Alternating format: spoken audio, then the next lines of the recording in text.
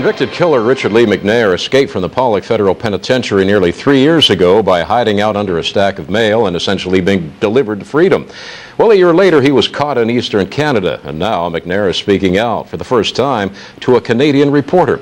In tonight's continuing coverage, News Channel 5's Mike Magnoli picks up the part 2 of the story with McNair's new pen pal, reporter Byron+Christopher. I've had every chance in the world to do good, have tried to understand my choices, but not a chance. Some of us are just wired different. The writings of escape artist Richard+lee McNair. His writing utensil, if I could call it that, is an ink refill, which is enclosed in a long plastic flexible tube. McNair's not a serial killer, not a terrorist by any means, but serial killers and terrorists are now his new prison mates. This is what's called the Alcatraz of the Rockies, a super+max facility in Florence, Colorado, home to the Unabomber and to Oklahoma City bombing suspect Terry Nichols.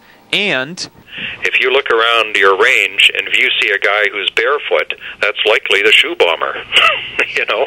Byron, how did McNair sustain himself? How did he get around from place to place? I asked him if he had, have you ever stolen the car of somebody important, let's say a mayor or a police officer or whatever?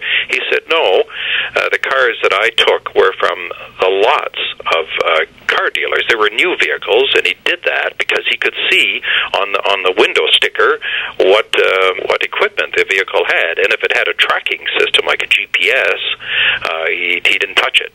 What did he do with those cars? He sure didn't return them to the lot. Yeah. And I'm just speculating, Mike, that he may have sold those vehicles. They may have ended up in a chop shop thing somewhere. I don't know. People are wondering, how did he sustain himself? He's staying at motels, hotels. He's buying cameras, buying laptops. Didn't he buy an MP3 player too? He was writing to you about music? That's right. Yeah, he told me about all the different groups that he likes. It's sort of interesting to read that at night he would, in his vehicle, would turn on the XM satellite radio stations and pick up the comedy things. You can just imagine this guy out in the middle of nowhere listening to this and laughing away. This is Mike Magnoli reporting, News Channel 5. To find out more about Richard McNair's current situation and to take a look at Mike's story, he's put it on the front page of the web for you at KALB.com.